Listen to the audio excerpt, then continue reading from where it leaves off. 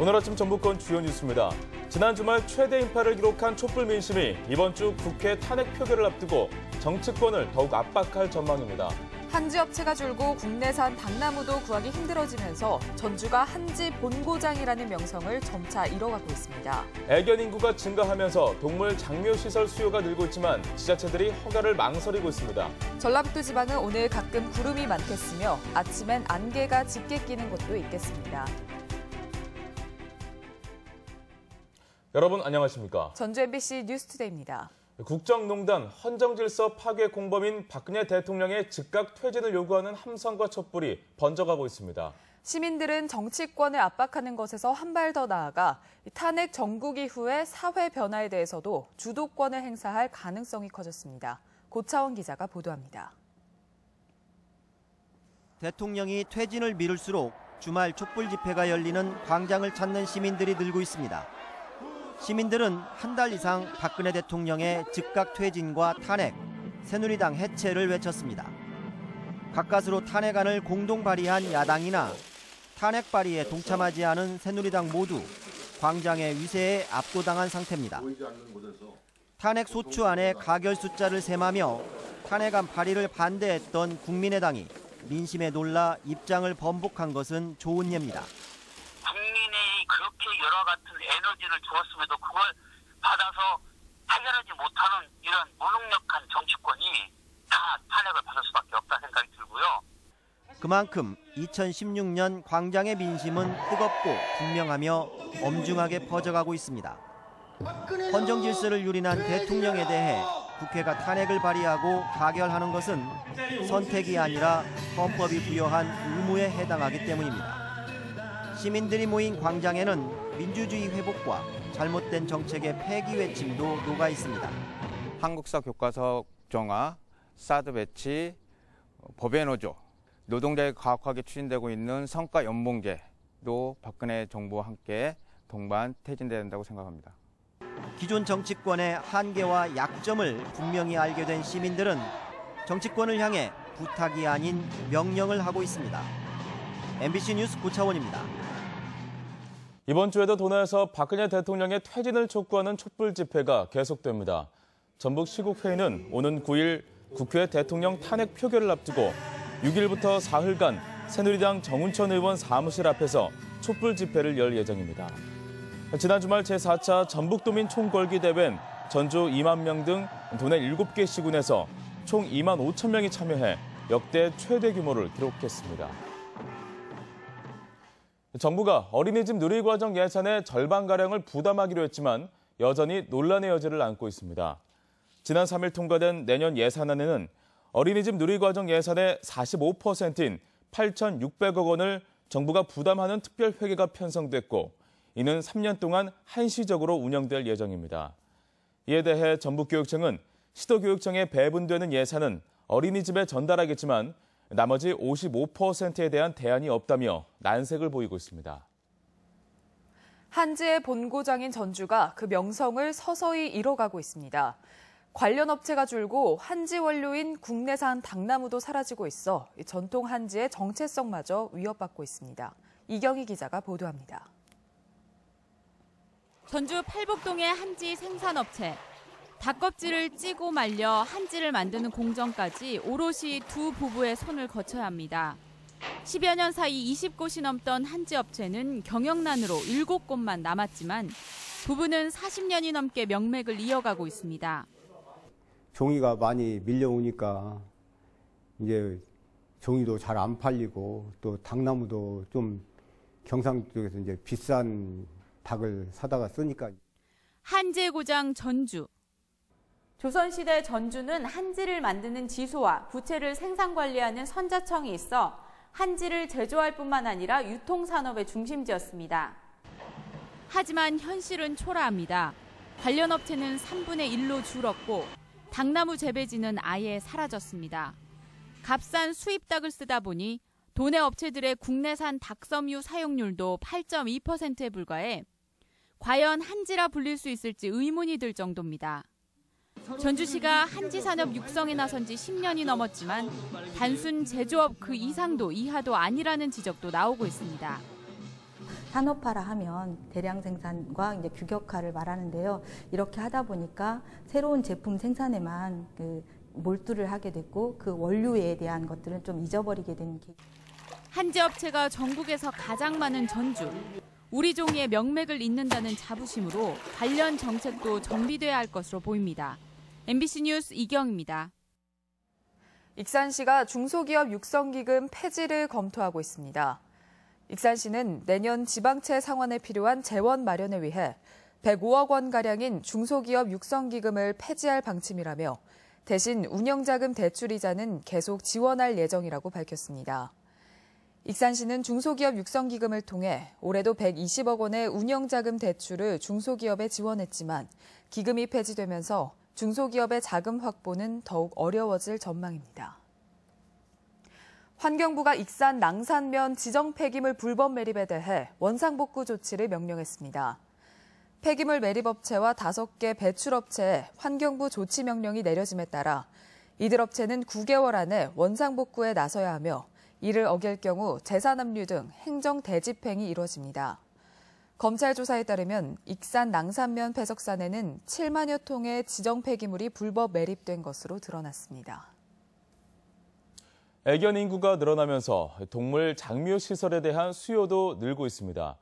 올 초 동물보호법에 동물 장묘업이 신설돼 설치 근거도 마련돼 있지만 여론을 의식할 수밖에 없는 지자체는 허가를 망설이고 있습니다. 박찬익 기자의 보도입니다. 도내 한 동물 장묘 시설. 화장장과 보안당을 갖춰 타 지역에서도 많이 찾고 있습니다. 가족같이 지내던 애완동물을 잃은 슬픔이 크지만 지난해까지는 동물 사체가 폐기물로 분류돼 쓰레기 봉투에 버려야 했습니다.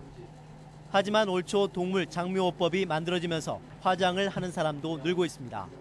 내 가족처럼 키우는 아이인데 아무 곳에 묻는다거나 병원에서 폐기를 하기에는 좀 그러니까 그래서 이렇게 화장터가 필요하다 생각을 하는 거죠. 전주에 등록된 반려동물은 11,000여 마리. 등록률이 낮은 걸로 고려하면 실제로는 7만 마리 이상으로 추산됩니다. 반려동물을 키우는 인구가 늘면서 전주에서도 지난 6월 전주 효자 공원묘지 인근에 동물 장묘 시설을 짓겠다는 건축 허가 신청이 들어왔는데 최근 재심의가 의결됐습니다. 혐오 시설로 분류되는 만큼 여론을 의식할 수밖에 없는 상황인 것입니다. 이번에 심의를 통해서 이제 하는 부분이기 때문에 도시계획위원회에서 이제 어느 정도 그런 부분들을 더 보겠죠. 전국에 있는 반려동물 장묘 시설은 15개. 한 해에 쓰레기 봉투에 담겨 버려지거나 불법 매장되는 반려동물은 13만 마리에 달해 동물 장묘 시설의 확장이 필요한 실정입니다. MBC 뉴스 박찬익입니다. 다른 지역의 뉴스를 전해드리는 시간, 오늘은 충북 소식입니다. 연말연시가 다가오면서 어려운 이웃을 돌아보게 되는데요. 조금 넉넉한 사람들이 내놓은 것을 생활이 어려운 사람들이 가져가는 기부로 운영되는 곳간이 있습니다. 충북 MBC 신미희 기자입니다. 청주시 복대 1동 주민센터에 둥지를 틀고 있는 흥분의 곳간.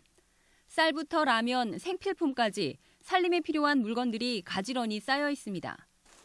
생활 형편이 어려운 동네 주민들이 꼭 필요한 것들을 가져가면 조금 넉넉한 주민들이 빈자리를 다시 채워 넣습니다. 순수하게 주민 기부로 곳간을 운영한 지 벌써 5년째. 주민에 의한, 주민을 위한 나눔 모델로 정착했습니다.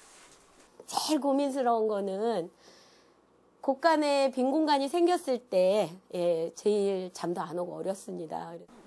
청주 옛 도심 골목에 있는 저소득층 상설 무료 마켓도 기부로 운영되고 있습니다. 생활이 어려운 이용자 입장에선 한 달에 한 번씩 필요한 물건을 직접 골라 가져갈 수 있어 먼 길 마다 않고 찾습니다. 한 달에 한 번 내가 이용할 수 있으니까 내가 필요한 거 못 살 때 거기 가서 그거 꼭 있었으면 좋겠다. 이곳에서 수용할 수 있는 인원은 한 달에 500명. 기부 물품은 한정되고 이용하려는 사람은 많다 보니 대기자만 1,000명이 넘습니다. 지역에서 좀 이런 시설을 한두 개 더 정도 이렇게 좀 새로 이렇게 만들어 주셨으면 하는 그런 바람이 있습니다. 기부로 쌓이는 곳간에서는 주는 사람도 받는 사람도 따뜻해집니다. MBC 뉴스 신미희입니다.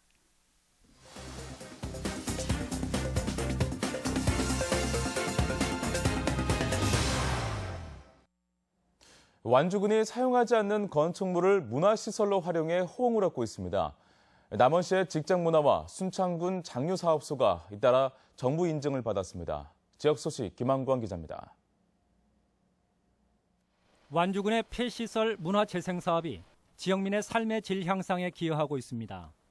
완주군은 옛 양곡창고를 삼례예술촌으로, 잠업시험장은 복합문화공간으로 재활용한 결과 근대유산 보존은 물론 지역경제 활성화 효과를 거두고 있습니다. 폐시설을 활용한 문화재생에 적극 나서고 기존 시설에서도 다양한 문화 프로그램을 진행하겠습니다. 남원시가 여성가족부 가족친화 인증기관에 선정됐습니다. 남원시는 직원들이 가정생활과 병행할 수 있도록 탄력근무제를 도입하고 자녀 출산과 양육 지원 등의 높은 평가를 받았으며 인증기간은 3년입니다. 앞으로도 직장생활과 가정생활을 행복하게 누릴 수 있도록 다양한 시책을 개발하여 적극 추진하겠습니다. 순창군 장류사업소는 정부의 교육기부 진로체험 인증기관에 선정됐습니다. 순창 장류사업소는 전통 장류 교육을 위해 산학연관이 연계한 프로그램과 문화학교 운영 성과를 인정받았으며 역시 인증 기간은 내년부터 3년입니다.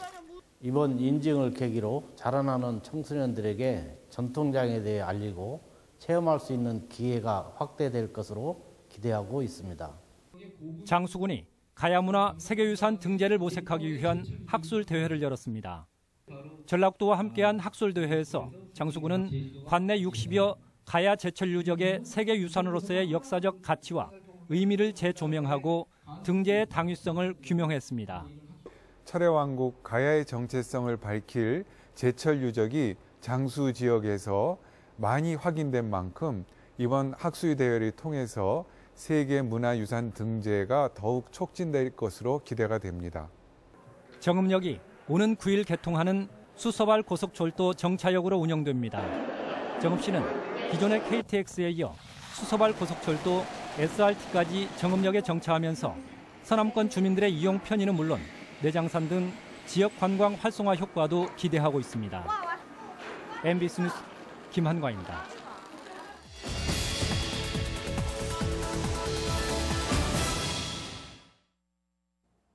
후두암 주세요. 폐암 하나 주세요. 돈을 주고 암을 사는 광고 기억하십니까? 흡연이 건강에 나쁘다는 사실을 모르는 사람은 없습니다. 하지만 청소년들의 흡연 폐해는 예상보다 심각합니다. 지난해 전북 지역 청소년 흡연율은 8.7%로 전국 평균보다 높은 수준을 보였습니다. 전북교육청은 청소년 흡연의 심각성을 느끼고 흡연 예방 및 금연 지원 프로그램을 운영 중입니다. 이 프로그램에 참여한 학생들의 흡연 시기는 중학교 1학년이 28.9%로 가장 많았고 일부는 초등학교 6학년부터 흡연을 시작했다고 합니다. 흡연 시기가 빨라진 만큼 초등학교부터 담배의 유해성을 알리는 흡연 예방 교육이 필수적이라고 할 수 있습니다. 청소년 대부분 한번 피워볼까 하는 호기심과 친구들과 어울려 멋있어 보이려고 하는 등 다소 가벼운 마음으로 담배를 처음 피우는 경우가 많았습니다. 이렇듯 호기심 많은 청소년에게 담배는 치명적인 유혹입니다. 청소년 흡연의 가장 큰 문제점은 성인보다 더 많은 위험성에 노출된다는 점입니다. 신체적으로나 정신적으로 미성숙하기에 각종 질병에 걸릴 확률도 높고 흡연의 중독성도 심각하기 때문입니다. 전북교육청에서 흡연 예방, 금연 실천 활동을 적극적으로 실시하고 있지만 주변에서 볼 수 있는 각종 담배 광고가 청소년들의 흡연을 부추깁니다. 아직도 청소년들의 담배 구입이 어렵지 않다는 현실을 고려할 때 담배 판매 업체의 단속 강화로 담배 접근성을 차단하는 정책적 노력이 필요합니다.